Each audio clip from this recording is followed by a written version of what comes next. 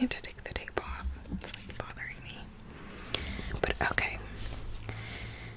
Oh, this is okay, out of order. Okay. So a 5 is a 5 books that I love. So I said Normal People by Sally Rooney. I've talked about it before to greater extent, so I want to get too into it. But it's just such a beautiful and heart-wrenching tale of just human relationships. And yeah, it's just a really, really, really beautiful book. And it also has an adaptation out, and the adaptation is also so beautiful. So yeah. And it follows two young people who get into a situationship in like high school, or the equivalent of high school in Europe, and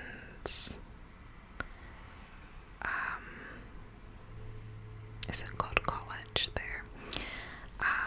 And then university is, and then our college is uni, right? I don't know, but it's just so good, and it follows them over years into university and adulthood, and their relationship with each other, with other people, and with family, and with poverty versus wealth, and just all this different stuff, and it's really, really, really good. Another one is Betty by Tiffany McDaniels. I read this last year, and it was my favorite book of the year. It was so heart-wrenching. It follows Betty and her story about growing up in rural Ohio and Appalachia, and her experiences being a mixed Native girl, and dealing with racism from schools and churches and people coming in and taking over the land. And it was so heart-wrenching, so heart-wrenching. And it also details like abuse, like familial abuse. There's a lot of trigger warnings for it, as different things, and it was so heart-wrenching, but just phenomenal. And it's based on the author's mother's story, so very, very cool. She posts about her mother. Sometimes she'll post pictures of her with the book, and post about like wildlife and the woods and the birds and whatnot, which I really appreciate about a Native culture, the newness with nature. And yeah, it was just a heart-wrenchingly beautiful book. I also kind of cheated and put a few series on here. So I put the Red Queen series, which is the OG dystopian fantasy that Powerless is basically copy and pasted from, apparently, which I still have to watch Powerless, but people were talking about plot lines that were like exact replicas. But yeah, it follows a girl in a society separated by those with red blood and silver blood, and the silver blood people are like in power and think they're like better and like a different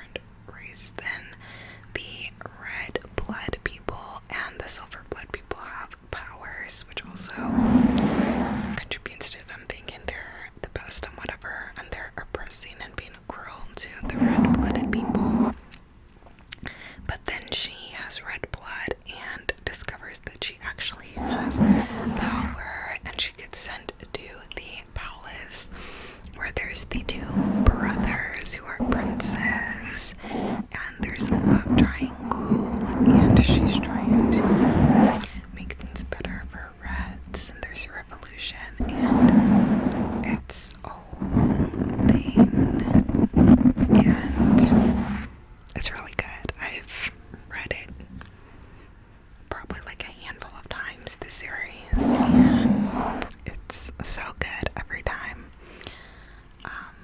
And yeah. And next I'll say the Cruel Prince trilogy. Prince trilogy, which follows Mare.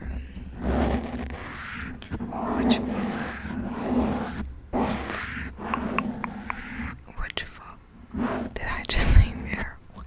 No. Which follows our main character. Jude. And Jude is fierce. She's adopted by a fae, like battle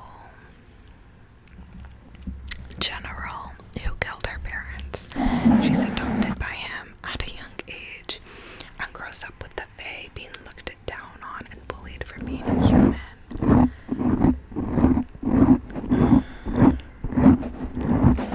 And has to learn really intense things to protect herself in the fae world with all this cruel fae, and has a continuous sparring thing with this fae prince Garden. And at first he's her bully in school, and then she fights her way to more opportunity, and then they're enemies and at each other's throats. And it's really good. It's a fae fantasy story, but there's also political intrigue. There's a really fascinating dynamic between her and her adopted father, who of course is responsible for killing her parents. There's really interesting dynamics between her and her two sisters. And there's the enemies, the lovers, but true enemies before lovers thing between Jude and Garden. And I love it so much. So that's the 5 books, our series. I wanted to mention that I love. Number 4 is 4 books on my TBR. I have so many books on my TBR, but most recently,